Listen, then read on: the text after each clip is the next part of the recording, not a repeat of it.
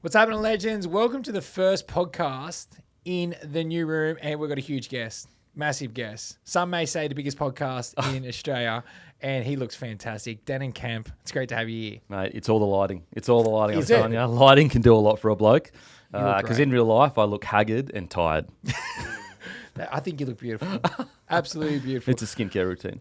Is it? Yeah, Tell me well, about look, it. well, okay, so I met my wife, she's my now wife, and when we first met, she was working for a skincare company. Yes. And initially, when she tried to force skincare on me, I was like, Yeah. I'm a man.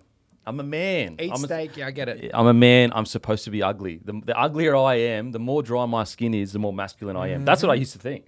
I used to, it was like an inverse proportion. The drier the skin, more masculine. Found out having smooth skin doesn't make you less of a man. Really? Found that out. Yeah, after a while of her eventually just showing me the ropes and giving me moisturizer to put on my face, I realized I don't feel like less of a man with smooth skin. If anything, I feel like more of a man. Wow. So yeah, it was a slow but fun journey with the wife, and now I use skincare all the time. When I get asked what my skin routine is, I just tell them I'm half Chinese. Well, there you go. I'm actually 1/16 Chinese. I remember hearing this. My grandfather. I remember Chinese. hearing Yeah, this. my grandfather is Chinese. Yes. No, it's I crazy. knew that we were tight in Yeah, some way. no, I knew look, it. we get it. We just get we it. do. Yeah, from the motherland. Yes, that's the one. I get it. So, tell us, Denan, your upbringing, brother. So, give us your story so the people out there can get to know Denan Kemp. My upbringing was just sport. That's all I can remember from a very, very young age. Like I really don't even remember life before sport, really. From 4 years old, seeing my older brother go down and play soccer. And then from that point on, my whole life was directed. It was pretty much, because it's funny, it's almost like, not almost, like environment is such a big factor in where you sometimes end up in life. So we lived out on the hinterland of the Gold Coast, which is Mudgeerbar, and we lived next door to these, this property that had these huge trees, and they actually blocked the signal out for free-to-air TV. So we would only get channel 2 and 10. And that almost forced us. Yeah, that forced us to, like, we couldn't really sit in front of the TV all day. So basically, it forced us into just being out all the time and playing sport. When there was a weekend to ride into town, so we'd ride all the way from Mudgeerbar into the Gold Coast, like whether it be Surface or Broadbeach. But then, when we weren't doing sport, I was at home just playing video games. So that was literally my life. It was mixed between sport every single arvo, and then any spare time I got where I'd be tired, I'd just be playing video games. What was your sport? Soccer for sure. I did sprinting in that growing Yeah. up. So I was a national champ when I was younger. I was a state champion, pretty like 100, 200, 400, 800 cross country. That's not normal, bro. Tick. That's no, not it was, normal. it was You're when I was throwing younger. off. You're Nah. being quite humble. Yeah. So you were athletic, really athletic as a young kid, right? Yeah. I was. That was what I identified as. There's the if anyone said, "Oh, who's Denan Kemp?" He's the sports guy. Because 100, 200, yeah, they're pretty similar. 400, you're like, oh, that's kind of pushing in. Then you just threw in the 800 in the cross country as well. Yeah. Just for a little Well, bit. funnily enough is that, so I probably enjoyed 100 200 more. And I remember going to nationals, and this is like such a good story about parents really not putting too much pressure, but allowing a foundation to like give you confidence to do something. So anyway, we didn't have any money growing up. Like all of our money went to pay for us to go to the state champs and that. So when people talk about like family holidays and that, it wigs me out, seriously, because we didn't have family holidays. It was the money goes to us going to sport. Like we didn't go overseas together as a family. There was never a time like, all right, end of year, guys, now we're going to go to Bali together, or even if we're going to go to Cairns together. There's none of that. It was just about sport because we just couldn't afford to do anything else. Matter of fact, my parents used to tell me all the time, you're not old enough for spikes. Like your muscles aren't ready for spikes, and it'll stunt your growth. But in reality, we just couldn't afford to pay all the kids spikes. So what we would do is we'd put our feet in Condi's crystals, which is like this purple liquid that hardens the soles of your feet, and we tape it, and we would sprint on tartan with bare feet at the state champs and that. That just went left field. Yeah, and so Condi's crystals is this purple stuff that made the soles of your feet hard. And then, eventually my dad, he went away on a work trip to Kuala Lumpur and he got some really cheap Adidas spikes. He gave them to my older brother and then he would hand them down. And so all the money just went into supporting the kids in sport. Anyway, so one time I went away for nationals and so I'd gone down as the winner of all of those events. And I would assume probably the 100, 200 was like the favourite of what I could win at nationals. Anyway, so we went down there. And we did the heat for the 800, I think the day before. Did the heat for the 800 and like just scraped through the finals. And I was just like, it was my least favourite leg. Like it was my least favourite length. Anyway, so I remember saying to my mum the night before, I'm not doing it tomorrow. Like I don't enjoy it. I just want to do the 100. Just being a sook. And my mum she didn't force it on me. She just like gave me space and allowed me to kind of have my sookie moment. Almost knowing that like she knew when I woke up I wasn't just going to not do it. Anyway, so I woke up the next morning. I was like, all right, I'll just do it. Who gives a shit? And I just got up to the line and was kind of just like, you know what? I got nothing to lose. Who cares? I don't even want to do this race. Anyway, it ended up being the only national medal that I won. So I won the 800 metres at nationals. Ended up coming like, I think, 8th in the 100, 4th in the 200. And if my mother hadn't have given me the space to feel those feelings and just go through it, if she had have pressured me, I probably would have rebelled and said, no, I'm not doing it. No. So she didn't. And I'll never forget seeing my grandma crying whilst I got the medal, the Australian gold medal, because of that moment. That's hectic. Yeah. Wow. Gives me tingles still thinking about it. Obviously, That's really cool. Yeah. My grandmother's obviously she's passed on now, but that's one of my like key memories is just seeing her being so happy. She was in tears when I got the medal for the Australian titles. That's a big parenting moment there because everyone out there would know of, competitive, stubborn little kid, which from the sounds of it you were. Yeah, for sure. And your mum would have known that you are an absolute chance of winning the 800 national title, which doesn't come around very often. No. And a lot of people's initial response there when their son's having a sook, saying he's not going to run it, is you absolutely have to run it and kind of forcing it. We spent all this money. Yeah. We don't have that much money. Like we're down here, your grandma's down here. Like I know as a parent, my immediate reaction would have been like, think about all that's been sacrificed for you to be here. And she didn't. She just gave me space. So she obviously knew you well enough and knew how to, I won't use the word manipulate. No, not at all. Just knew how you would have responded if she had have reacted emotionally, which we're all guilty of, right? Yeah. I was just thinking about myself in that situation and everything you said about like all the pressure you'd put on them, thinking we've done all these things to get you here. Didn't say one of them. No, that's hectic. Didn't say anything. And matter of fact, I never ever saw that from my parents. Of like, I never felt pressure from a perspective of we've sacrificed so much. Like, so for example, growing up for me, when I started to fully focus in on soccer, my dad would. So Brisbane is about, let's just say, an hour and 10 minutes from our house. So we lived on the Gold Coast. He like for 17 years or maybe longer than that, like 20 years, 30 years, he worked at Brisbane Catholic Education. So he'd wake up every morning, and this was before cold therapy was a thing too. He'd have a cold shower. Love that. Just pure for mental toughness. He didn't know nothing about cold therapy. He just was like, it's a mental toughness I'm not doing it for the benefit. I'm just doing it because it's hard. Yeah, exactly. Go down in our garage with these, like, honestly, ancient weights with just rust all over them, like just clanging about. He'd get in the car. He'd be gone before we even wake up. We'd go to school. Then he would drive back after he's finished work, pick me up from the Gold Coast. He would then drive back up to Brisbane because I was playing for the Brisbane Roar at the time, drop me off at training, and then sit in the car and wait for me, and then drive me back home from training.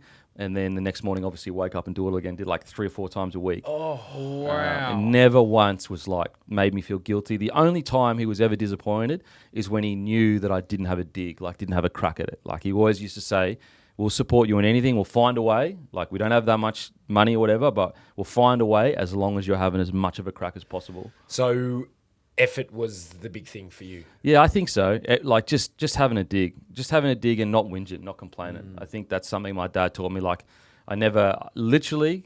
I'd never seen him complain as a kid. Like as we got older and we're men now, like maybe the last 5 years and you're a bit on a level playing field, he might bend a little bit to you or something like that. But as a kid, I can hand on heart say I never heard him once complain about anything.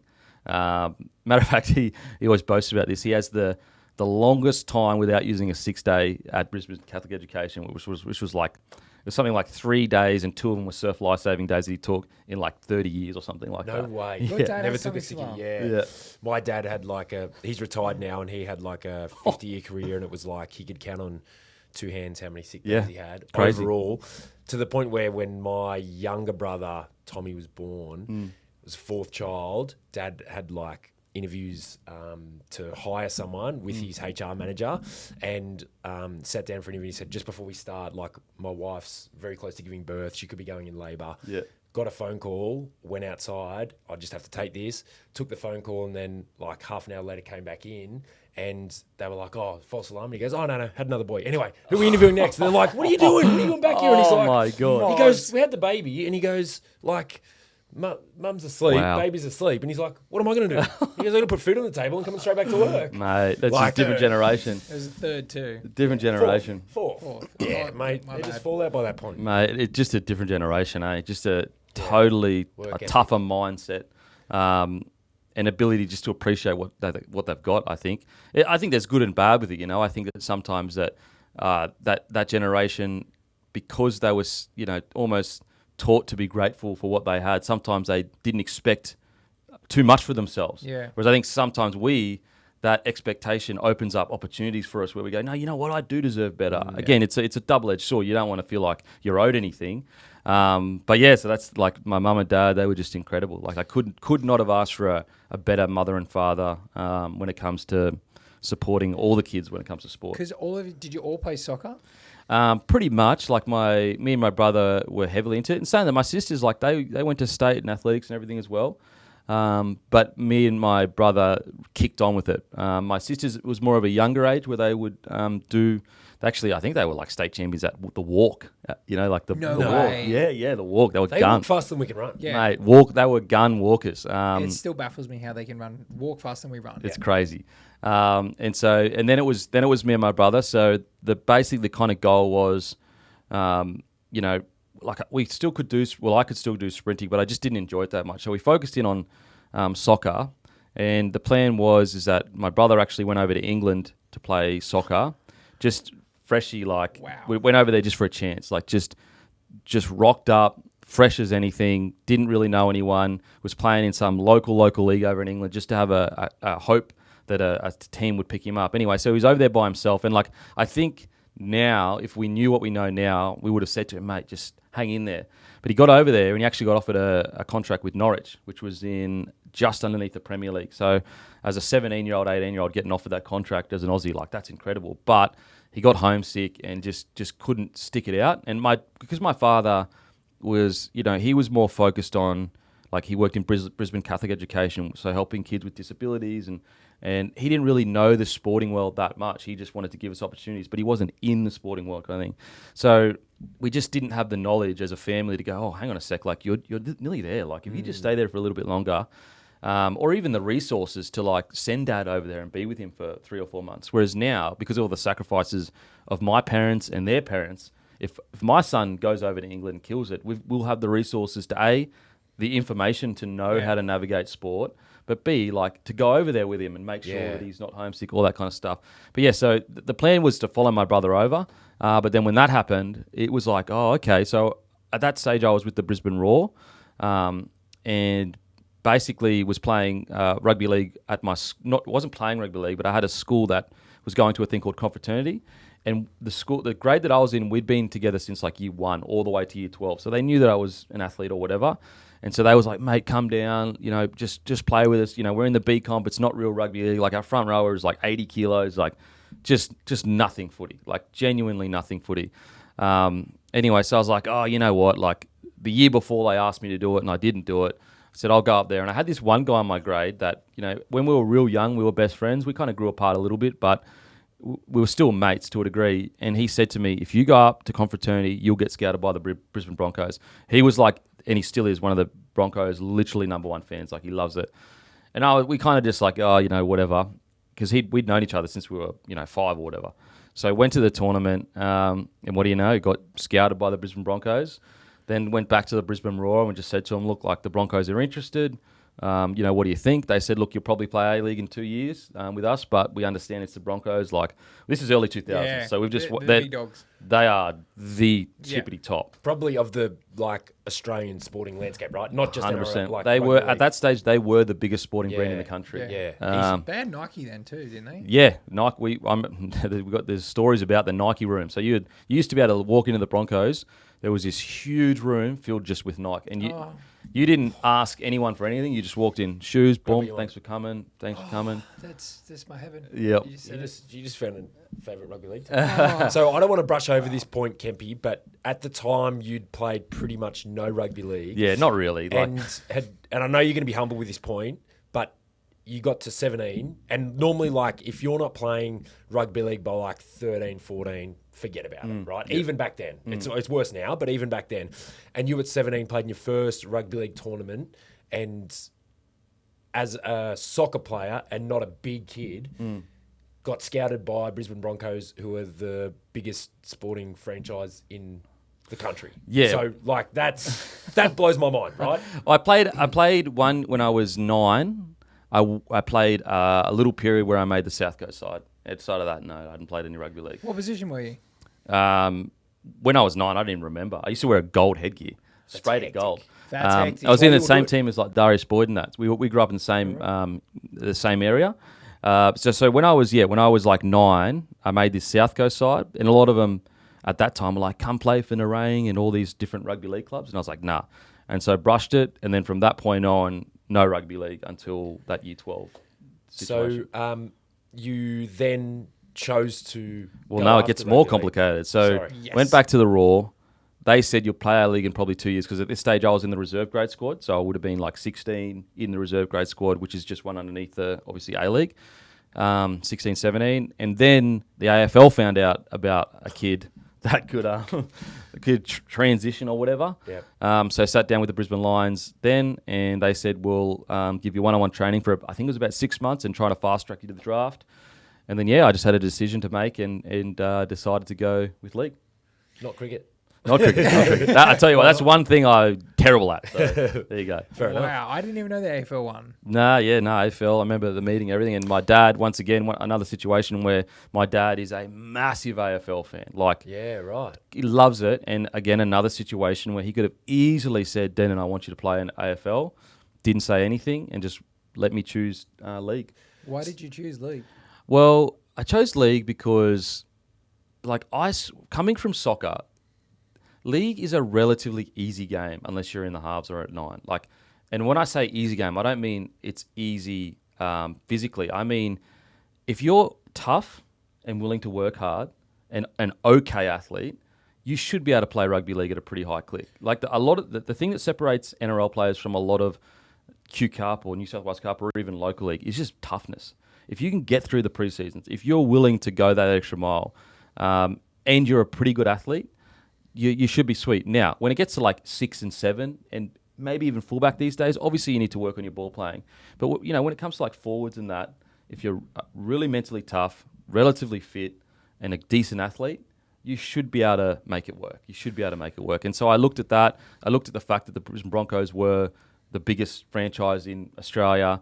I had a really special memory with my grandfather who had passed away. Brisbane Broncos were like literally his team. And the only memory I have of me and him together, was sitting on his knee watching Steve Renouf, the Pearl, score for the Broncos. Was it intercept? Just all I remember is him just gliding down in those jerseys with the collars. And so, it just seemed like the right decision. It seemed like it suited. It felt like it came naturally to me, playing, because I had speed. I was relatively strong for my size, and like I'm not the toughest bloke ever, but I'm willing to work hard. As is evidenced by your career since. Now, tell me, how much of it was the challenge that enticed you? Because you were comfortable in soccer, and from the sounds of it, you were on the trajectory where you would have made it in soccer, in Australia. Yeah. How much of it was like, you know what, I actually want to give this a crack because I want to see if I can get it? Like, and this is going to sound terrible, but it wasn't a question of, like, again, I am going to sound like a wanker, but it wasn't. I want to get in the mindset of you at 17. In my head, it wasn't see if I can. It was I will. Yeah, love that. Love that. And that's just, that came from a lifetime of achieving in sport, you know, and I think it also comes from, you know, my father and mother instilling in me, like, you can do anything. You know, if you are willing to work hard, you can do anything. Now, that may be misplaced. Like, could I be a fucking prop? Could I be a prop? You know, probably not. Could I play in the NBA? Probably not. But you just have this weird sense of, if I work hard enough, I'll be able to do it. So it doesn't necessarily mean it's true, but it's just that innate belief that years and years of training kind of do to you. How many times have we said that though, Paddy? I say to my sons all the time, and I will say to my daughter, but I say to my sons all the time, they can achieve anything they want through hard work and effort. Yeah. If you want to achieve it, all you got to do is work hard and put your effort into it, and you'll achieve whatever you want. Yeah. And I've had this conversation in a one-on-one podcast with Trav on more than one occasion. Trav has this innate confidence and always has since he was a kid. And a lot of it, as we've kind of opened up on, has been from his father and the upbringing. From the sounds of it, your parents are very similar in that you can do anything. And then that snowballs because you get runs on the board, right? And it's like you've then got evidence that, they were right. I can do anything. Like, you didn't even want to run the 800. You end up just turning up going, whatever, I'll give it a crack. And then winning the national title. Holy shit, if I do put my mind to this, I can get it. Absolutely. And as I said, like, technically it's not true. There are some things that you will not be able to do. You know, as I said, play in the NBA, or maybe it just wouldn't happen, but you're better off thinking you can do those things than not. You're gonna let's say you're gonna learn more about yourself by giving things a crack than not giving it a crack. So you're always in a better position believing you can than you can't, in my opinion. Clip that. I love that. Well done. All right, let's go to the NRL career now. So run us through your first few pre-seasons and then making your debut. Yeah, so rocked up, first preseason. So initially rocked up, they're like, oh, you're in our under-19 squad. But for some reason, I don't know why, when I rocked up, they were like, go to our Clydesdales preseason. Which was reserve grade. Which was reserve That's grade, a sorry. big step. Yeah, I can't believe they did it. And I remember I rocked up first day, and so this is all the guns coming out of school, especially this time with the Broncos, and we all sat in a circle, and the reserve grade coach was basically trying to instill in these guys, like, you are ready to play reserve grade, you've just got to put in the hard work. So he ran around the circle with all the people fresh out of school, and he was like, you're ready for reserve grade, you're ready for reserve grade, you're ready for reserve grade. And he got to me, the one guy out of the whole circle, and he was like, you're not ready for a reserve grade. Anyway, so again, misplaced self-confidence, I don't know. In my head, I was like, you're wrong. And out of that crew, I was the only one that ended up playing reserve grade out of that whole crew that he pointed to. But I was he was absolutely right, though, at that time. He was absolutely right. The first training session we rocked up, so you know the diamonds? Yep. Just warm up tackles for contact. I literally had to stop after like 4 or 5 warm-up tackles for contact because I'd never used those muscles before. So I was cramping. You'd never made a tackle in your life. The week before I went down to reserve grade with the Broncos, my old sprint coach was teaching me how to tackle around the legs on a grassed athletics track at Gold Coast Athletics, making my brother run at me to teach me how to tackle. And he gave me like all these books about rugby league, and that was like a week before I turned up to it. Wow! Because like before I turned up to soccer, months before that, I was playing for the Brisbane Roar. Yeah. Like literally, like a couple of months before. It wasn't like years before it. Literally playing for a Brisbane Roar reserve grade side, and a few months later, I was at the Broncos. How were the other guys at training then? Did you feel like they were kind of looking down their nose, going, "What's this soccer kid doing? You know what? What's he doing?" Yeah, initially no, but when I started progressing, I didn't realize it at the time. I just thought that they might not like me, or there might be a bit of. It just was a bit weird. It wasn't until I look back and I go, there was a bit of resentment there. And I understand the resentment. They've worked their whole life. They make the Queensland sides. They're part of the Australian side. And this little skinny footy player rocked up 72 kilos. They put 10 kilos on me in the first pre-season. Yuck. Yeah, it was wild. Like a complete body transformation. And then it just went from there. Like first year, it was playing under 19s, got into the reserve grade side, then stayed in the Clydesdales for the rest of that year. Then at the end of that year, this was 2005 heading into 2006 with the Broncos won the comp. And I remember being at South Bank, got a call from Ivan Hendrak, who was the assistant coach, I'm pretty sure. And he just said, look, Brett Seymour has got a shoulder reconstruction. We've got a camp up in Sunshine Coast. It's a bonding camp with first grade. Anyway, I remember nearly being like in tears. My 1,000 ex-girlfriends ago, I was like, I can't believe it. Like I'm going to be meeting the first graders. Like I didn't have a contract to be in first grade at this stage. It was just because I had an extra spot, and I was like, couldn't believe it. So he's like, listen, bring your boardies, bring your singlet. It's going to be a great time. The boys get to know each other. I was like, okay. So at this stage, I'd only been in rugby league for 1 year. Anyway, so rock up to the day, sitting in the locker room, like not speaking to anyone because like you got Darren Lockyer, like your name, like 2006 side. We're talking like Justin Hodges, like the best of the best. So I'm just sitting there, just minding my own business, nervous as anything, already rattled, but thinking we have an incredible bonding session about to happen. Anyway, an army drill sergeant comes sprinting into the Broncos headquarters, starts yelling in our faces, put your phones down, put everything down, strip down, get out in the field now. And Barrow's like thinking as a GR, oh, beat it. Once we realised it was serious, so they stripped us down to our undies out in the field, gave us these packs, chucked it to us. They said, get us in the kit, put us on a bus, and then took us to Sunshine Coast for an army camp for 6 days. Oh, no. Yeah. 6 So he days. said, pack your boardies and like, we're going to the beach and Yep. you're gonna have beers with the boys, and then they just no one knew it was coming. they just buried you. Just for buried us 6 for days. 6 days. 6 days. Yep. Holy Yeah. moly! 6 days is too much. They don't do about that 5 anymore. too They don't much. do it I anymore. was going It's to too much. say, I'm Not thinking allowed of the to. families. Like, did they? They texted them all, said that they won't be back. Wow. I've got so many questions. Yeah, it was wild. So first day we get up there, everyone's kind of head spinning. We march like jerry cans. We're marching up and down. We're carrying stuff. We're doing all army stuff. Eventually, I think it gets to like, we might have been fed a protein bar here or there. It gets to like late in the afternoon. They're like, all right, boys, if you want to eat, here you go. They chuck a pot on the ground with a bunch of chickens that are alive. Oh, And I'm going, so we got to kill them to eat. I'm going, man, like, I'm not doing that. Anyway, Kill them and pluck the so feathers and that. Brad Talk Thorne to walks up, Yeah, goes, nice. give it, boys, give it here. Boom, boom, snaps its neck, plucks it, cooks it, fed all the boys. Then we went to bed we tried to go to bed. It would have been like, I don't know, 11 o'clock at night. We're sleeping out in the open in just sleeping bags on the side of this like dirt road. We get woken up by stun grenades, so they start throwing stun grenades near us. We go, what the hell? It's like, pack your stuff up, and then you pack your stuff, do push-ups until it's all done. Everyone's done, so we're doing push-ups. We're split in 2 groups at this stage. Might have been 2 days in at this point, I'm not sure. Then we had to navigate through the night. There was mutinies, so Hodjo started recruiting. Yeah. Brother Hodjo started recruiting, so he's sitting there going, we're not dogs, because we were getting treated like dogs. Like we would get treated, as I said, you wouldn't be treated like this anymore. But this is old school. This is in a time where things were different. We're getting treated actually like dogs, but you know what I'm saying. We were getting pushed around. Dogs get walked. Anyway, so he's rallying the boys together, and I'm sitting there going, bro, I'm not coming on no mutiny. I'm not rookie. I'm not doing none of that. Got a few of the boys together, and he goes up to the army sergeant, and he's like, he's going, nah, we're not doing it. We'll hitchhike on the sunny coast side. We'll get back. We don't need to do this shit. Blah blah blah. Anyway, so that kind of happens. You go back. We walk away. 10 minutes. We walk back. Anyway, Hodjo's sitting on the back of the truck, just having a ciggy, and all he needed was a ciggy, and he was all good. He literally killed it the rest of the camp. He just wanted to be heard. He just had a voice. Mate, he just needed a ciggy.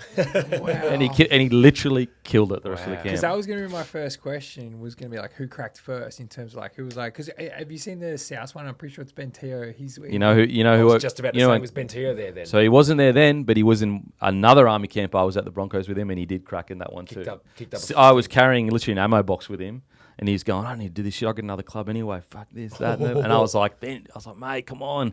And it's a similar thing. Like, they just need to vent, and then he goes on and kills it. Like, they just need to get it out of their system. And it's such a shock. So yeah, that first one. Then what they do is, I think we're 3 days we're in the Sunshine Coast, like forest or whatever, and then they start playing mind games with this. Like, all right, boys, incredible effort, well done, so good. And we're going. Then we start hearing whispers. Oh, okay, we're going to Gold Coast. Just kind of get filters around. They chuck us in a van. We're all stinking. Life is shit. Anyway, so the whispers start going around. Okay, now it's party time. Now it's bonding time. How good. And then they miss the first exit to Gold Coast. Miss the second exit to Gold Coast. They take us down to northern New South Wales, a place called the Stenson. It was like a plane crash or something. And then towed us up for another 2 days or so. Made us like... So gave you that sniff so you relax? Try to mentally like play with us. And we was just totally mentally getting played with. Anyway, we get down there. We haven't showered or anything. They're like, look, if you want to shower, there's some water there. It's like this dirty creek or whatever. I go down, get shower. We got all friggin' leeches in us and shit, like just disgusting. And we get down there, and Scotty Minto, he goes to the office. He's like, I can't sleep. Like, I'm rattled, this, that, the next thing. And they're like, oh, all right, mate, all right, here's your tablet. And they gave him a tablet to fall asleep. They gave him the tablet. He falls asleep. He wakes up the next day. And, like, you do realise that was just a Panadol, don't you? So just fucking with our heads. Yeah, just fucking with our heads. Yeah, we did the camp. Remember getting back and, yeah, just being like, at that stage as an 18-year-old kid, I'm 18, maybe 19, definitely no, probably 18, just going, like, army camps. I'd never even heard of an army camp before that. You know, I played soccer. They didn't do any army camps. They didn't do fitness. It's all you're doing fitness every day because you're playing the actual game. And so yeah, somehow got through that. And that's at the time I didn't realize it, but that was a test to see whether I would be put into the first grade squad. Then I got put into the first grade squad. I think I got named 18th man here or there a couple of times, but didn't get actually to make my debut. Then made my debut the next year in 2007. Wow. Who did you make your debut against? Manly. Where Manly at? down at Manly. Oh, Brookie. Rookie. How Yep. good. Yeah, and the debut. It's a weird story. So I was always of the mind like I need to do this myself. So like even little things, especially when I first started, you weren't allowed to contact me on game day. You weren't allowed to text me. Nothing. I just so zoned in. And so my parents, I said to them, no, I don't want you to come down. I got to do this myself. Like this is me. I've got to focus on. I got to do this debut myself. Oh, They're you like, didn't want them watching? No, I was like, I got to do this myself. Like I have to. This has to be done just with me. I don't know why I think that. I just thought that. Anyway, so my parents, mum was like, yeah, no worries. Of course, we understand. Anyway, so I get down there, kind of nervous, not too nervous, but not, okay. And then I remember, and I've never felt it since, I remember sitting in the locker room before we were about to run out, and I literally felt like Superman. Like I could not be beaten before I ran out in that field. Like I've never felt it since. No nervousness. I love that. And I felt like I could lift a building. Like genuinely this adrenaline came over me. Anyway, I went out there.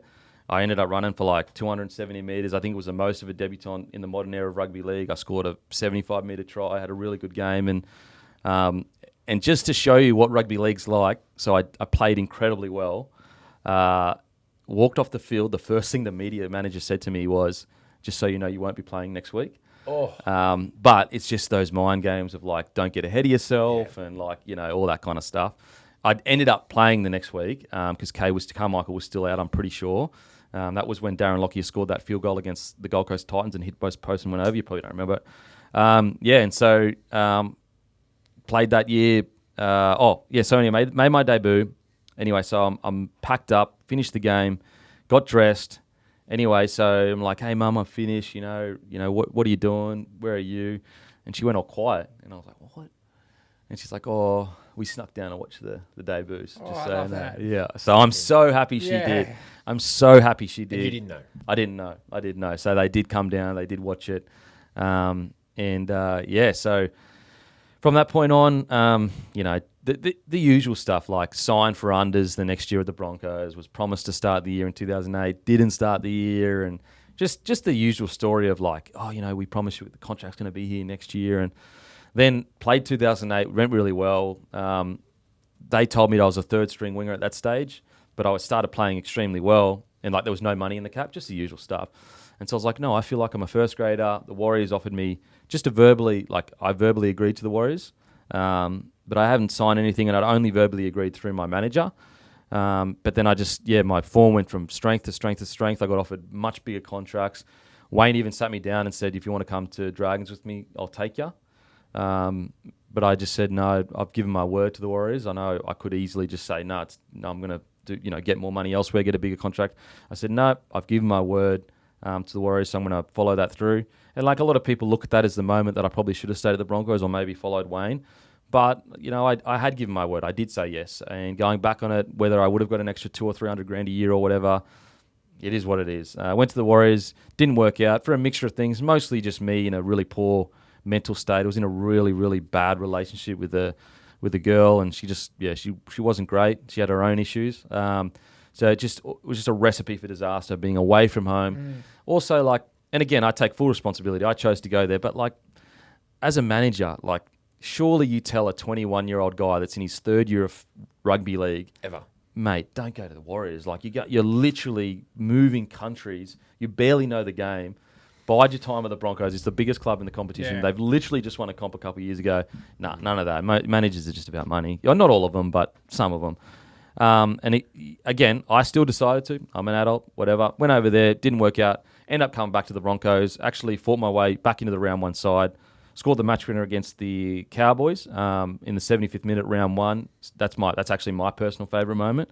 Ooh, not the Darren Lockyer one. Nah. Eels. It's actually the round one against the Cowboys. Just because, like, for me back. to find my way back into form at the Broncos and just to just to prove to myself, like, I'm not the player that people have kind of expected at the Warriors. And so that was good. But then I broke 6 ribs. My lung collapsed in round 3. Got a knee from Rapati. It was a gun from the Warriors. Actually, it was all accident. Of all the people to get a knee from, you Yeah, don't want to from he was a Rapati. gun though. Far as a gun. He was Manu before Manu, in my opinion. Anyway. He's so good. Anyway, so broke 6 rib, lung collapse. I remember, like, being a winger that doesn't, I'm not a big tough looking winger or whatever. I remember, like, even the ambulance and, like, people, like, when I came off the field talking to me as if I was, like, carrying on, like. They're like, oh, yeah, we got some Panadol. And I was, like, wheezing, going, I can't breathe. Like, I'm in so much pain. And they were like, you shouldn't be in this much pain. And I was like, get me ambulance, get me this. Anyway, so, eventually they listened to me, gave me the whistle, got me to the hospital, went to hospital.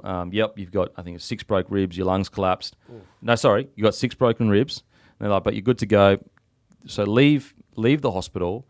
Then I was on the way back into training the next morning, like recovery, sorry. And I was like, oh, man, I was laughing. I told my missus, stop making me laugh. Like, I just feel a bit wheezy.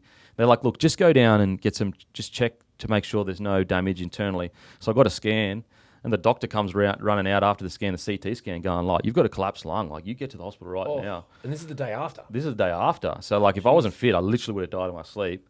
Get to the hospital. Rugby league, hell of a sport, eh? Yeah. So I get to the hospital, I was in there for 3 days or so, and then it was just a cycle of me trying to get back early. So initially it was my fault trying to push back too early. Again, just young, dumb, trying to do the right thing. But then eventually it got to the point where, like, it just got weird with the club where they were kind of implying that I was being soft and, I was getting needled up to play and it was just all weird. And eventually I just put my foot down. I said, I want every scan, like, this by the end of the season. Like, I want every scan.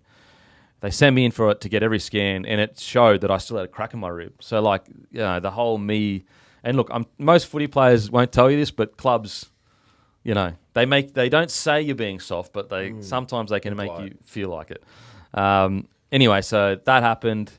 That was like... That felt like a bit of a letdown. I re-signed again for not about much money, but there were certain things promised. New coach comes in. The coach that promised me certain things, new coach comes in... and it got to the point where these things that were getting promised, so I was working an extra job just to pay my mortgage because I was expecting certain things, and they just didn't do it. And like, long story short, they basically pushed me out of the club, went down to the Rebels to go to uni, because at this stage I'm a bit disillusioned with rugby league. I'm just a bit hurt by the whole situation, because I haven't even talked about the Warriors and the manager's situation coming back to the Broncos. Anyway, so went to the Melbourne Rebels, did a medical there. They're like, yep, it's all good. Just don't say anything to anyone. Like, don't leak it to the media. We just need to get a few directors across the board. Anyway, so I told the Broncos that. They'd give me the all clear to go down there. I told the Broncos that. Anyway, and the next day it was quoted in the paper that I'm going to Melbourne. That deal falls through. They say, go back to reserve grade. We don't believe you committed to the Broncos, even though they let me go down there. Anyway, it's just typical rugby league story. And by that stage, like, I was so damaged by it all. Like, didn't know how to handle it. Mental was all over the place. Ended up going to sevens for a bit, but my mental health was so wrecked by that point that I was just a shell of myself. Then quit footy. Broncos called me up again. Said come out of quitting, come back up. I would have been like 24 or 5 that side. Went back up there. Fought my way back into the first grade side. Got named. And it was like 1,000 days between playing NRL. 2 days before the game, Anthony Griffin calls me and goes, oh, no, we're actually, Jack Reed's good to go. We're going to drop you. Oh. Ended up dropping the other winger as well and bringing a wide running forward and putting him on the wing instead. And I was just like, man, I'm done, bro. I'm done. Wow, that's a roller coaster. Wow. I didn't know there were so many chop and changes with the Broncos. Yeah, I went 3 times. So first time went to the Warriors, went back to the Broncos, left again, went back to the Broncos, left. Wow. Now, I mean, anyone that knows rugby league and that knows what we just went through with your background, I'm sweating from that. how you were a soccer player and then just made the transition and a year and a half later you're playing in that role. Would it be fair to say, whether you want to admit it or not, that your career was definitely, you should have had a much larger and more glamorous career than what you had? I think so. I think so. I definitely think so. Yeah. And I think anyone that knows rugby league knows that you should have had a much longer, more successful career. Now tell me, all of that struggle and heartache and mental battles you went through, if you had your time again, No. would you have loved to have stayed with the Broncos for 10 years and played Origin, knowing how it has shaped you now? No way. Because then I wouldn't have met my wife. I wouldn't have the kid I've got. I wouldn't have Bloke. I wouldn't have any of this stuff if I would not trade anything for what I have now. It's funny, it seems to be a bit of a common theme. You were mentioning with your upbringing, you know, there was something that blocked the TV signal, right? I bet as a 6-year-old, you could think of nothing worse than having a TV that doesn't work like your neighbours, right? Yeah. And you look back and you're grateful for it. Yeah, for right? sure. Your parents didn't have money. You didn't go on holidays. Your holiday was going to an athletics meet. You know, so you're probably going to be so much more grateful for that because you don't just go on holidays all the time. It seems like a real common theme where bad things happen to you. And yes, there's involvement from yourself. It's not everything happens to me, but the bad things in your life, you're looking back on and being more grateful for having gone through that. For sure. And I totally understand that, let's say I was working a job I hated right now and I wasn't in a happy marriage and I didn't have a beautiful child. I'm sure I probably might sit back and go, what if, and be bitter or whatever. But again, I wouldn't trade anything for what I have now. So I just look back on it and go, you know, that was my journey, and I still played, 40-ish games. I still got to play with Darren Lockyer and, Petro Civinec. Think of all the good things I got. I didn't play for Queensland or my career wasn't as long, but look at all the great things I got. It's like people would kill to have that moment against Parramatta. Oh my God, that moment. That moment is like every person's dream. When Lockyer kicked and you scored a Yeah, corner. yeah. I remember it. And Guru's coming down. The Eric Grove. It's Guru and Joel Reddy, isn't it? Yep. That tackle you? Yep. Even just to have that one moment, you should be grateful for that. Yeah, that's literally every person's dream to have that moment. And it's a kick from Darren freaking Lockyer. And it's perfect. It's Did you perfect. score a few tries that night as well? 4 tries that night, yeah. Just 3 before. Nah, I don't remember the four. I most thought of them I would just- dive over. I Most of thought them I'd would just dive give you over. that little alley. Yeah, thanks, bro. Thanks, You know bro. what I mean? I knew it was a couple. Thanks, bro. You know And what I look, you got again, a lot of the stuff was also my attitude, the way I reacted to it. I could have stayed instead of when they said I was third string winger.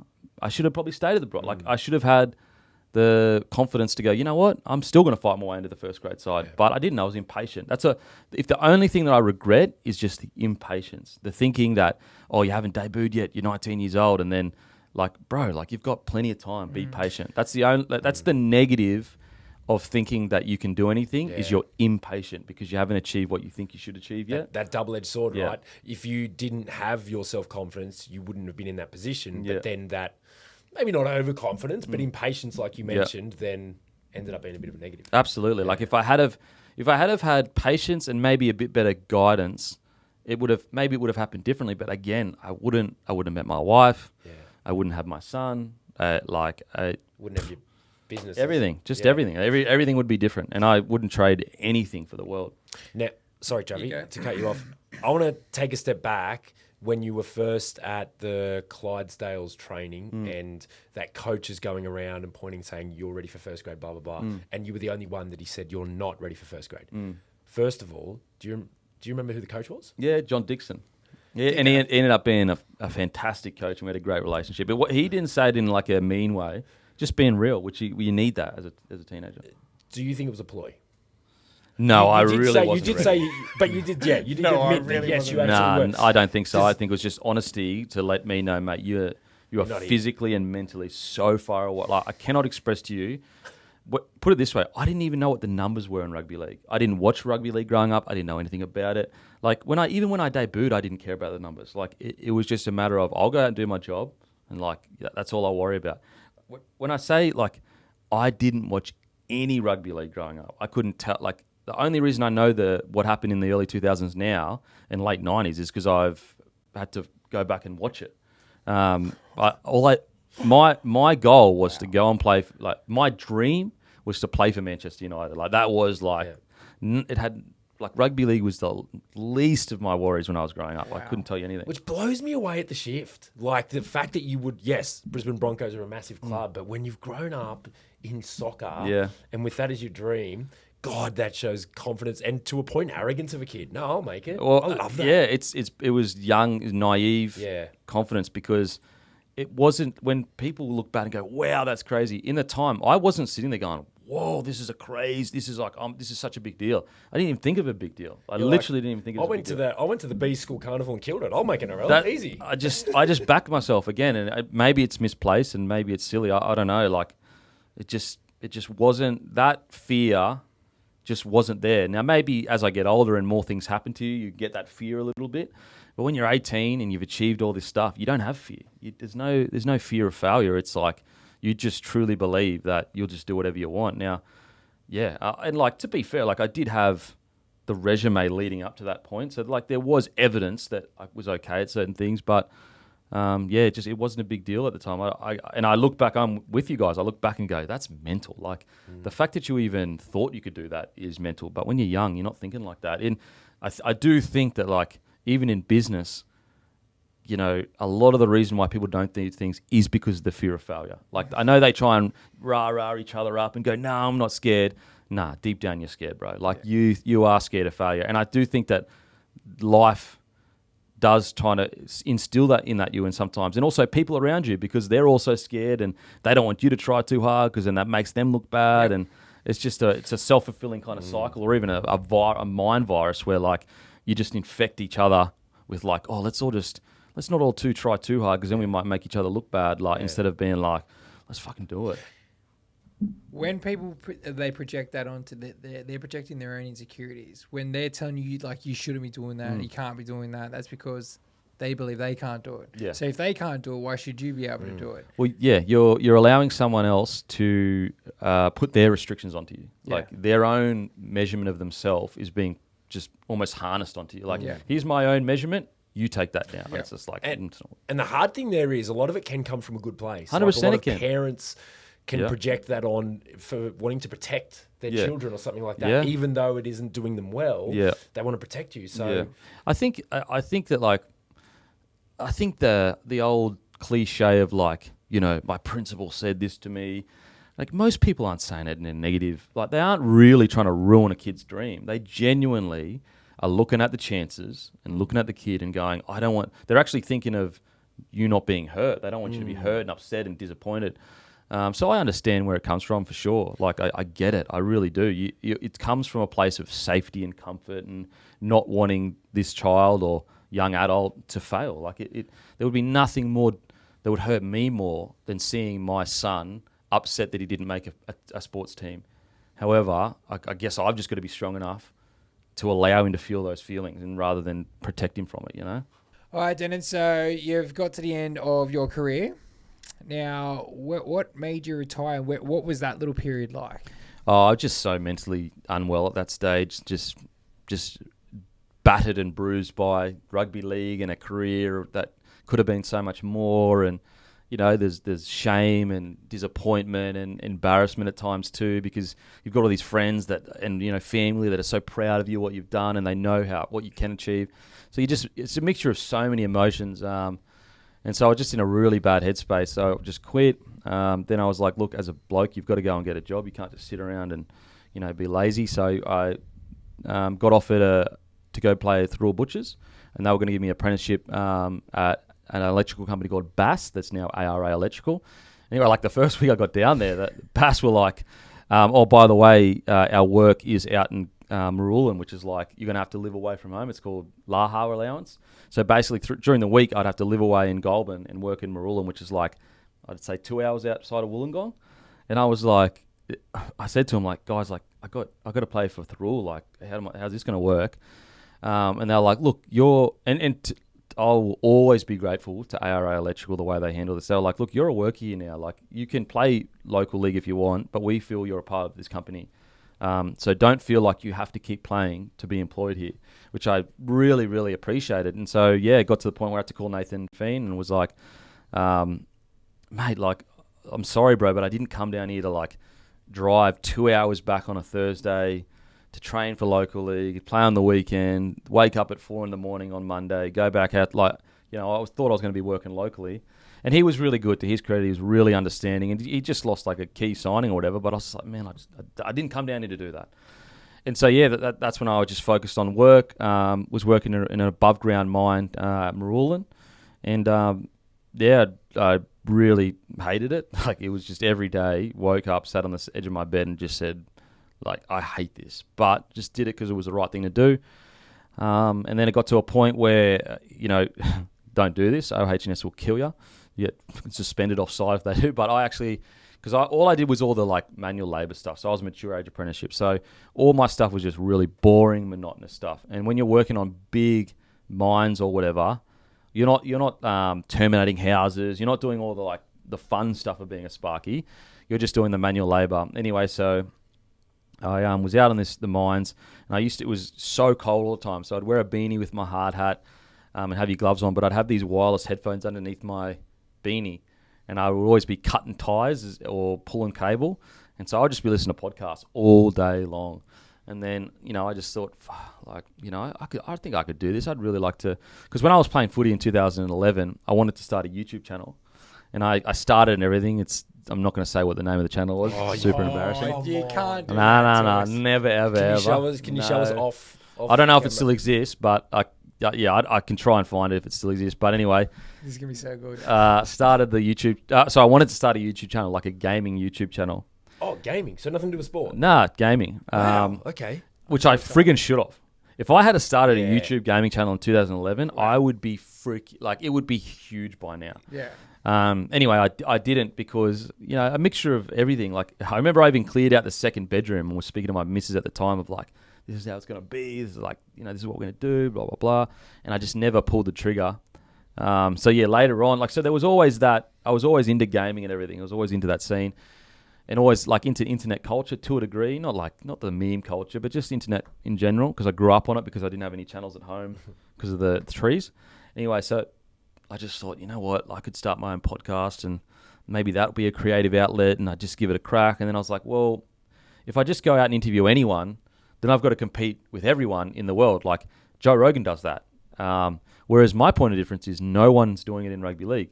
So I know the boys, no one else is doing it.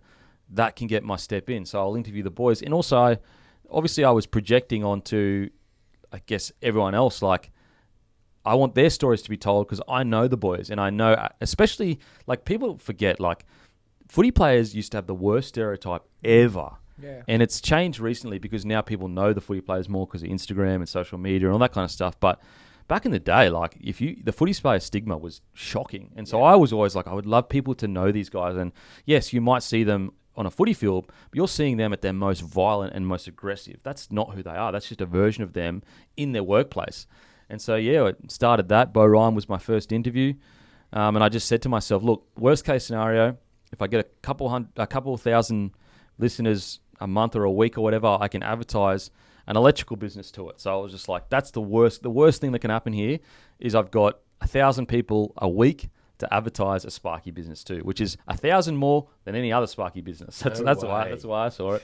And I said, best case scenario, I get to build a platform and launch my own stuff on it. Because I was always a bit iffy. Don't get me wrong, like, our media partners are incredible. They've been so good, but it's such a fickle game. And I was always like, how can you make it so that, you know, especially in retail business, the biggest pain point anyone will tell you is exposure and marketing. Like, you got to spend so much money to try and cut through and be noticed. And I said, what if you had your own platform where that was free? That'd be such a point of difference. And so, yeah, started it. And yeah. So that's ahead of the game, man. Like, there's still people that don't understand what you just said then now. And this is nearly 15 years ago. This would have been probably like 13 when it all kind of started thinking about it. So yeah, 11 years ago. That's huge. Now, I want you to tell everyone what because I've heard you on different podcasts, what your week to week was like at this point? So you're currently working as a Sparky. Apprentice, mature age apprentice, yeah. Apprentice Sparky, Yeah. doing the dog shit jobs, right? Yeah. Not even doing the fun stuff of being a Sparky. And then you had started your podcast. When were you recording the podcast? And what did your normal week look like? Yeah, so, if there was a shutdown or whatever, like Port Kembla coal terminal, like that was a tough week because you'd be working 12-hour days. But the ARA were really good to me. So, like, obviously I still had to work a full-time job, but, let's say there was a shutdown, they would let me on a specific day, instead of working 12 hours, you can work 10. And then, so basically what I do was the biggest pain point to getting guests on was them having to travel, like them having to, come to my studio that's 40 minutes away or whatever. So I was like, well, how do I remove that pain point? So what I did was I went and got 2 media pop-up walls. I put all this stuff on a credit card because I didn't have any money. And 2 media pop-up walls, and I put them what I would do is that you can pack them down into 2 luggage bags. And so you can travel with them anywhere, whatever. And when you put them up and you Velcro the material on it, I got like a wall, wooden panels printed on material so that when it was stretched and Velcroed on the camera, it would look like a real wall, but really it was just material. And so... Wow, that's what that wall was. Yeah, the grey wall. Yeah, the about. old school grey wall. Yeah, that was just material, Velcro, like that was Velcroed onto a media pop-up wall that would go down into a bag. I thought that was your house. Nah, just a media pop-up So you were wall. living in Wollongong at the time, Yep. and you knew that people driving to Wollongong was going to be too much of a Well, friction even if I point. lived in Sydney, Yeah. I would still drive. So basically what I would do is I would hire a hotel room near where they lived, and I would drive up on like a Thursday night or whenever it was. I would unpack everything, set everything up, set all the cameras up myself, learned how to do that all on YouTube. I would record it all myself, sit down, would do the interview, I'd pack it all back down. Then I would drive back to Wollongong and wake up and go to work the next day. And then on the weekends, I'd edit the episodes and then release them in little snippets throughout the week. So that is a proper grind, right? So you're working a full-time job. Yeah. You're driving up to Sydney, hiring a hotel room, setting everything up, all of the camera, microphone, editing stuff you've taught yourself on YouTube. Yeah. Meanwhile, you're getting paid shit Yeah. all for being a Mature age is all right. apprentice. I think it was like $1,000 a week, which is all right. But the biggest part of that is, like, think about the time he's doing this. Yeah. That's not like what you're doing That's your there. spare time. He's like, it's like unheard of like now. But podcasts are huge now. Instagram is huge now. Doing all those like clips and things like that. That would have been well before the game, like right now. It's like that's normal, that kind of stuff. But you were doing those things back in 2013. 14, I think. 14, 15, I think. 14, 15. Wow. Yeah. Now tell me, have you ever... I'm just going to take a wild guess here. Have you ever been told that you were an overnight success?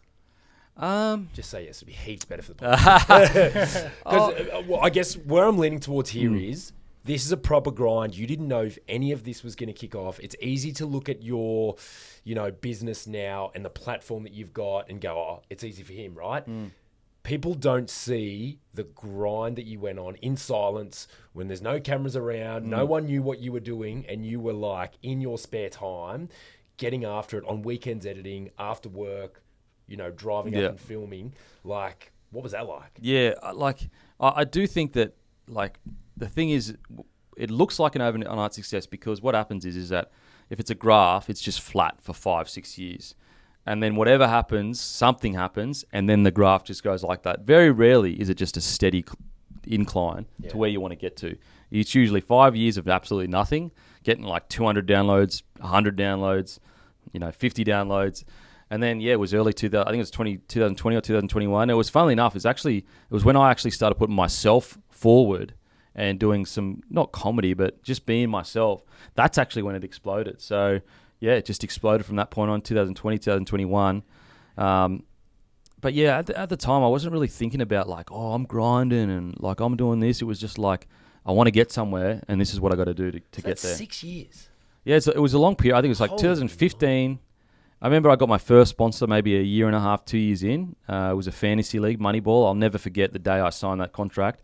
It was a 3-month deal for I think it was $6,000 for the month or something like that. So that had to pay for everything, my wage, everything.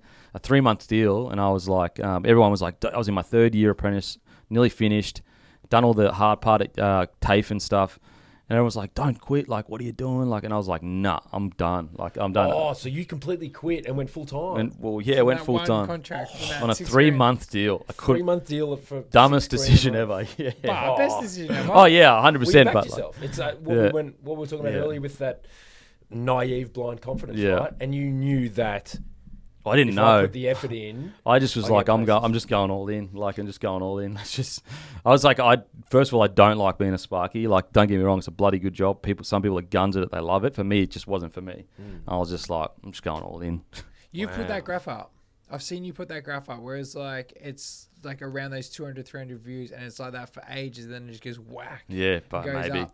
And you Maybe. know what I reckon it was around when you started talking about the goosey. I was just about to say it. Do you Yeah. remember when you started watching the highlights Yeah. and you were doing like of like the young kids that were coming through and like, oh, look at his goosey. Yeah, yeah. And then it just went whack. Yeah, and before that, I hadn't really my focus was always on the player. Like, you know, just my whole like kind of MO initially was like, it's not about me. It's purely about the guest. And it still is that when I interview people. But again, for some reason, people just seem to, I guess, enjoy my flavor of content or whatever, and it just seemed to work. Can I put my why? It's because you're authentic, right? And a typical Australian, you like took the piss out of yourself. You gave yourself the nickname the Self-deprecating. beat. Yep. Right, and then like everything you did was like it was a piss taking away of yourself, but then it was like everyone could relate to what you were talking about. It was Yeah. you're very relatable to 99% of rugby league players. And, Yeah. and here's what I think that also adds to it: your unfulfilled career. Yeah, If you sure. had played 200, if Darren Lockyer came out with a podcast when you did, I don't think it would be as successful for someone Yeah. that's won premierships and played for Australia. It's less and captained relatable, I Australia. guess. Yeah, Yeah, and yeah. you're like, I don't want to use the term battler because you're I'm not, yeah. because you were an incredible Career-wise, athlete, it was very but, average. Yeah, you didn't reach the heights that you Yep. potentially should have. Yeah. And it's funny how we were speaking before about you being grateful for things that didn't go as well as planned. Yeah. I think that's a big reason for your success. Yeah, honestly, I don't know. Whatever it was, I'm incredibly grateful. Seriously, I don't know. I never thought it would get this big. That's for sure. Like, no way. Now tell me, there was 6 years, like we mentioned, when you don't like to use the term grinding. From the outside looking in, it was a proper grind. It sounds exactly like And- grinding. Yeah, absolutely. Before you kicked, and you were just kind of flatlining before it then exploded. What kept you going in that time?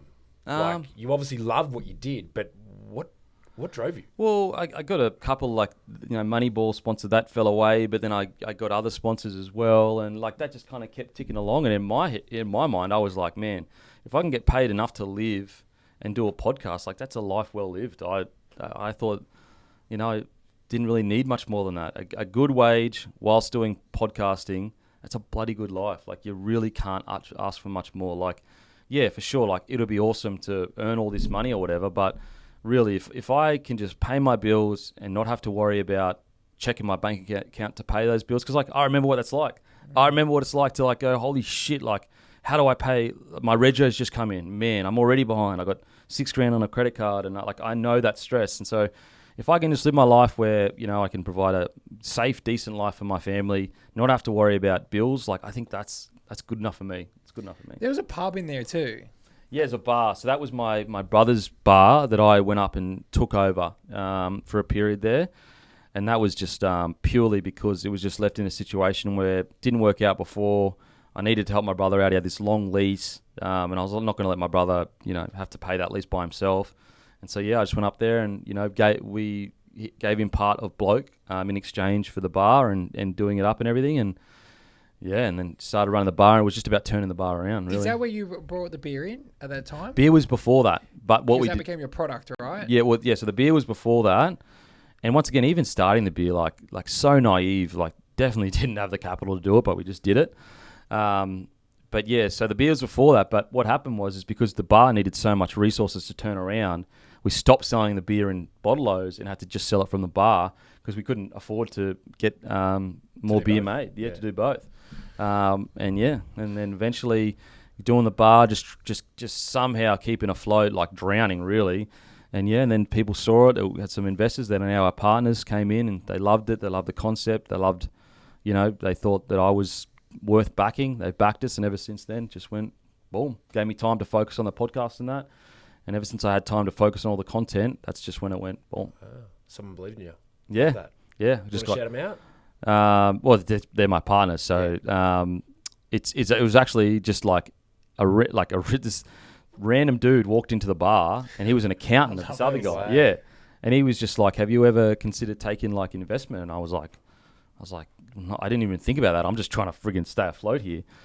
Anyway, so I wasn't even going to give my number. We just got talking, gave a number up, spoke to the partner, and we just negotiated for quite a while, and then eventually came to a deal. And ever since then, they've been incredible, absolutely incredible partners. With your business, like, so your business mind is what it really fascinates me, right? So you started the podcast, but then you came up with the product of having a beer because you got to be able to finance. You got to Monetize it. Yeah, monetize it, right? So where do these decisions come from? Like, is it something you've just kind of winged it along the way, gut instinct, or did you research? How did you come up with these answers?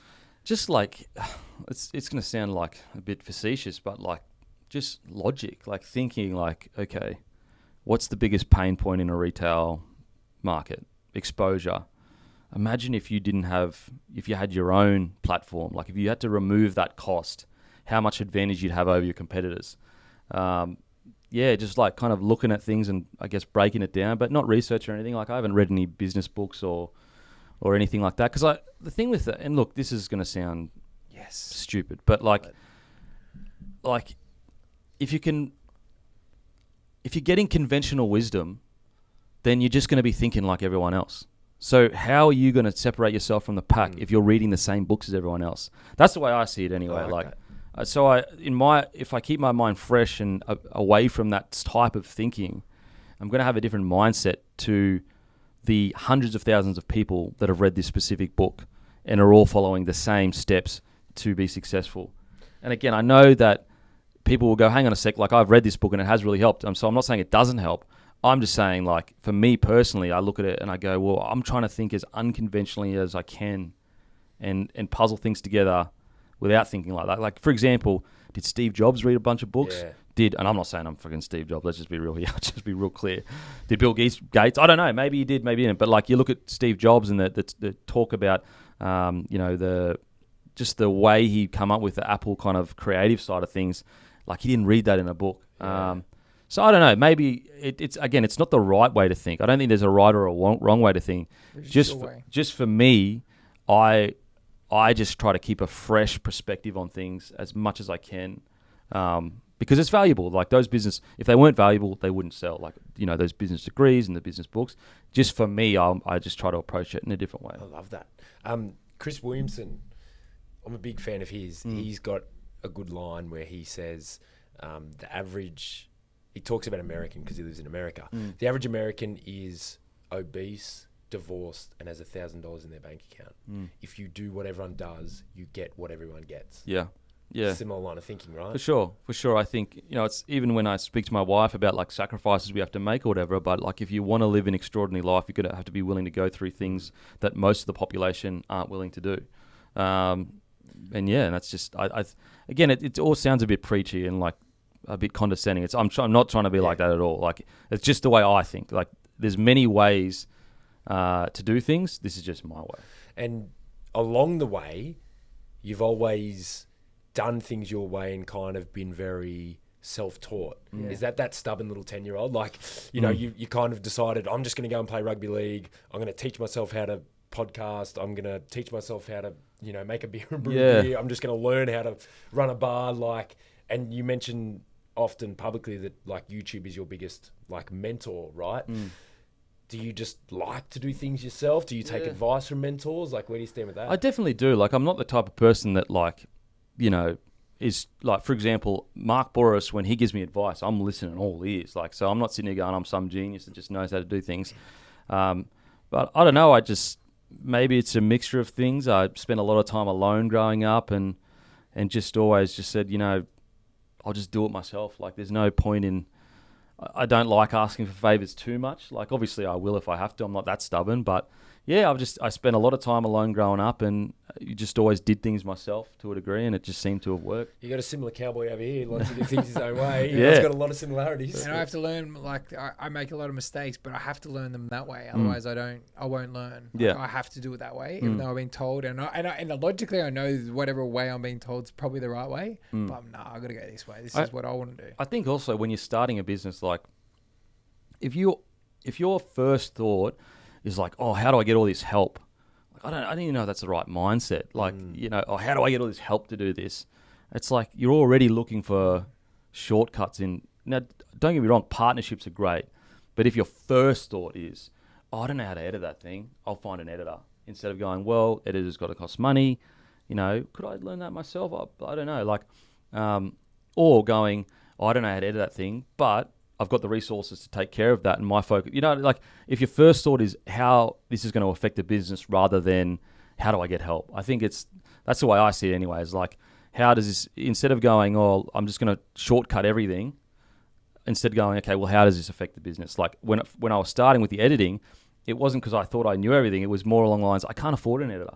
Like I don't have the money to pay a film crew or whatever.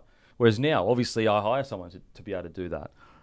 But initially, it was just out of purely, how do I keep this as lean and as cheap as possible? I guess. So it's not coming from some crazy, thinking that, I'm just the best at everything at all. It's more just necessity, really. And the good thing there is you kind of, when you're bootstrapping like that, you learn a lot of your mistakes, or learn a lot of your lessons from your mistakes, and you kind of hone your craft while you're still relatively small, right? Because I bet if you were to go back and listen to your first podcast that you did, you'd be cringing, right? Yeah, so bad. So you learned when you were kind of down in the bottom of that curve, and then by the time you kicked, you had enough runs on the board where you had the skill and the expertise. For sure. And also you can, if you already know how to do certain things in your business, when you do bring someone on board, you've got a bit of understanding of, first of all, what their pain points are. You can be a better employee with them and be understand how long editing takes or whatever. So yeah, it's just a matter of really, I like the Bill Gates saying where he says he gives his hardest problem to his laziest employee. Yeah. Because I brought that up. You have. Because they'll find the quickest way to do it. Yep. And it's just, sometimes it's a necessity, but at other times, you can look at it and go, does it actually help my business that I'm spending my time editing, when in reality I could pay someone to do that and focus on things where I'm kind of better at. So it's more just, what is your current environment need? And for me personally, it wasn't because I was a hero, it was because I had no money. Now tell me, from your rugby league career and all those setbacks and all those different times where you gave up, then you're back, how much of those moments have then been able to help you in business now? Thanks, man. Well done. How much do they help me in business now? It's more just when you think life's bad, and this is not counting actual bad stuff. This is not counting. I've had a tough day, and then there's actually hardships in life. So the hardships in life aren't even counted in what I'm saying now. You're not comparing yourself to someone in a war or something. Or just someone that's got some health issues or whatever. But I just think back and go just keep turning up. The motto of Bloke is to turn up, and my dad always used to say, you just got to turn up. If you just turn up, that's half the battle. And that's what he did as a father. You don't have to be the best. You don't have to be the fastest, strongest. I mean, I guess I was lucky that I was good at sport, but he just always taught us, just turn up. Just turn up. That's half the battle. How often have you not wanted to do a fitness session? You get there, the boys are whooping you up, and all of a sudden you're fucking ready to go. I'm ready to go now. Yeah. Or, you're in business and you're looking at this problem the business has, whether it's a financial one or whatever, and you're going, I don't know how I'm going to get through this. But you just rock up to work each day, and then 6 months you wake up and go, shit, we're through it. And it's all just about turning up. So you've mentioned your parents, especially your dad, quite a lot. Your siblings are quite successful. Fair to say it's a bit of a high-achieving family, right? Yeah. Your brother's he's a doctor. He's super successful. He's run hospitals and everything. And no, we don't. That's the thing. When people say high-achieving family, it almost creates this illusion that our parents were, expected a lot out of us. But it's actually the complete opposite. Our parents just a secret, right? Our parents just showed a lot of love from my mother, like just so much love and emotional intelligence and confidence. And it was never really like, you better get A's and you better do this. It was none of that, like literally none of that. I just think that they instilled a decent work ethic and made us believe in ourselves. I think that's stronger than setting high standards from parents. Did you ever put pressure on yourself? For sure. Yeah, I think so. Did your parents have to ever like kind of... Not really. No, I don't think so. I didn't really talk that much about it. And I for many years, I didn't actually realize that it wasn't normal to feel like most people actually don't feel as much pressure as I was feeling. Yeah. You know, I'd go into every fitness session when I was coming through the grade, and if I didn't win every single one, I would be disappointed. Yeah. Mind you. Yeah. Well, I asked it because Ace, when he cried last night because he lost. Yeah. I said, brother, like, you're going to lose. This is our 7-year-olds play together. I'll stay. And they lost their first game. They're playing up a year. Like, they're playing against these kids that are, some of them 2 years older than him. Yeah. And he cried after the thing. And actually, my wife got angry at him for crying. And I was happy he cried, right? Because that means he cared. Yeah. And I was talking to him on the way home about, like, why he got upset about, why he was crying because he lost. And he says, because I want to win everything. Yeah. Here's his words. I want to win everything. Yeah. He meant, like, he looks you in the eyes and he'll tell you, like, I want to win. Yeah. And you should have seen, right? That, so watching the game, Trevor's coach on the field, and I'm watching the game, and there's these kids that would just, they'd make a break, right? And they're 2 years older, they're bigger, they're faster. And there was this twice in a row, this kid was just running away for a try, and Ace, Trav's son, was never going to catch him. And the look in his eyes when he was chasing this kid like 20 or 30 meters, he absolutely went for it, dived at the line, was nowhere near right. The kid puts a ball down and kind of trots back, and Ace is just fuming. And then like 5 minutes later, the exact same thing happens, and he goes at him, was nowhere near him. And I was like, God, I love that kid. Yeah. It's a great thing to have. It's just about finding that balance. I think it's about, you know, being able to deal with loss, not taking things too harshly so it destroys your confidence or whatever. But in saying that, you know, I know that there is a shift in society to try and, you know, everything's okay and, you know, you don't have to do this. Yeah. You're trying to wind Trav up here about the like non-competitiveness. Like, look, you're going to get eaten up if you think like that. If you think that the real world is about everything's okay, the sharks will just eat you up and you get like good luck with that, in my opinion. Look, again, if you've got a different kind of view on those things, that's totally fine. But in my opinion, out in the real world, like people you don't know, they're not your mates, and they're not measuring. You don't have the same measuring tape. Like they're not sitting there going, "Oh, we're just going to make a fair deal and everything's going to be okay." Like no, like you don't know who these people are. They're competing with you. They could have dislike for you. They might also love you. But it's competitive out in the real world, and unless you're willing to compete, you're probably going to struggle. And that doesn't mean you have to go out and like be some psycho, like, but maybe you just want to be the best video editor or the best, gym instructor, or you know what I mean? Like, you don't have to be friggin' some psycho that is like a CEO that doesn't sleep and has 1 million coffees a day. Like, there are different ways to win in what you do. Yeah. I'm a big believer in, like, I hope with my son, like, don't want to put him in any sport where it's like they don't I know that there's almost impossible these days, but hopefully I can find leagues where they do keep score, where they have a winner and loser, because I think it's important for growth for young people. 100%. It's a perfect segue. We're going to talk about you being a father now. Yeah. So we established that your kids were around the one age group. Yep. We'll just leave it there. Yeah, He's just one. one. He's one. He's 1 month so he's 1 year, 2 months, 3 days, 45 minutes, and 2 seconds, I think. Well done. Yeah, I thought I've done the maths as well. That's what I got. So Okay, well done. nice. Congratulations. So what's that shift been like for you, brother? Yeah, it's the best. It's the best ever. Yeah, it's funny. Like, I'm not a big crier, but the other day my wife went back to the family for a week because I live in Canberra, just to spend some time, and I put him in the car to say bye, and it just hit me. Yeah. I was like, "What the fuck? Wow. You make me cry my own tears. Yeah. How dare you? Make me feel my own feelings." And it was just like, oh shit, like, and it just made you realize like how connected you are with them. Yeah, it's the best ever. Like, it's really hard to like talk too glowingly of it, because obviously your wife has to go through so much. Like, even just having the baby, what she does to her body, and those long nights. So like, you almost feel guilty about speaking so glowingly of it because they go through so much. But it's the best, man. Like, don't get me wrong. It puts like a new kind of pressure on your relationship. So, I mean, if you're with someone right now and you're thinking about having kids, you want to make sure that it's a strong relationship, because there's going to be things that pop up, and like even like little areas of blame, like, you know, oh, I've taken care of the kid for 2 days. Like, what do you do? Like, so it's just this extra pressure. And so, like, I'm really fortunate, you know, touch wood, but we've got a really strong and good relationship. It's the best thing ever. What have you learnt from your parents that you're going to be passing on to your son? I know that's a big can of worms. We could be here for 2 hours. But so you mentioned your main two things before were that your parents gave you were a strong work ethic and self-confidence. Like, are they your two go-tos? Is there something else that you add as a high priority? I think I just want him to feel loved and safe. That's what I just want him to know he's safe. Like, everything else, like, you know, you do get your ego as a man starts to talk, and you're like, man, I was this athlete when I was younger, and you've got my genetics, and a Kemp is great, and that man side starts coming out of you. It's almost a natural tribal. You've said that, haven't you? No, yeah, for sure.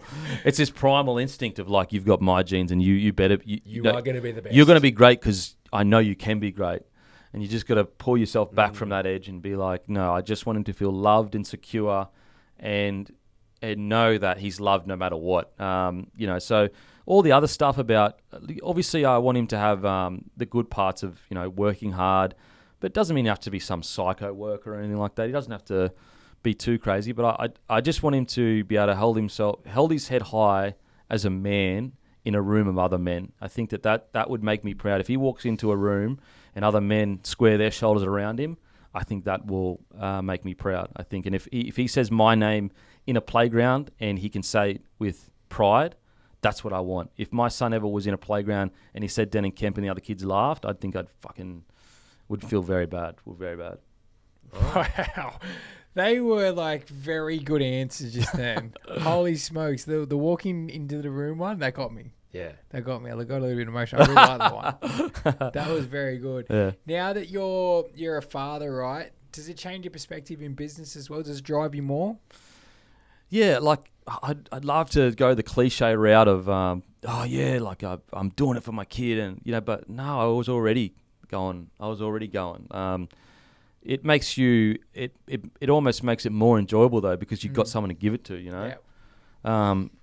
And it's not the material things that I can give to him; it's the knowledge that I can give to him. You know, I actually, you know, it's funny, like, you know, I speak to my brother about it a bit, about sending him to the best schools or whatever, and like part of me almost doesn't want to do that because I believe in him to do it himself, you know, like, so it's this weird balance of like, okay, yes, I am kind of successful. It's not like I'm crazy, and I might know certain people or whatever, but almost part of me wants to go, no, I believe in you, bro. You don't need, I know you can do. I know you don't need my help. Like, I'm here. I'm here whenever you need it.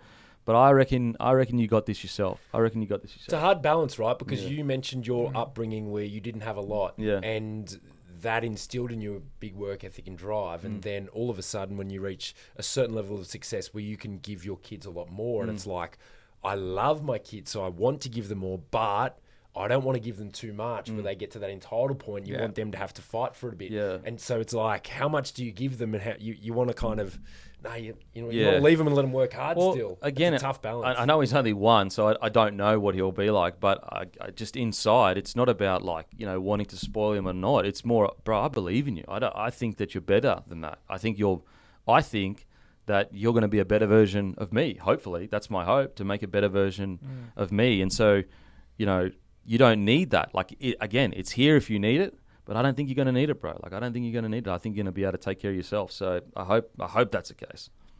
That was really cool. That was really cool. Clip that up so then we show your kid that when he's like 10 years old. Yeah, I hope so. He's like a little shit, bloody titles, anything, hates his dad. I tell you what, like I'm speaking for myself and Patty because I know we're on the same page, but you actually opened up our mind just then when it came to a few things you said about being a father. Bro. Then thank you. And you're only 1 year in too. I've got a 10-year-old and I'm still learning, so I appreciate. Thank you so much for giving us your time. Thank you so much for being so open about everything as well. Thank you. We really appreciate it, bro. So yeah, we're really grateful for you coming on. Thank you. Thanks, boys. Let's go. Awesome.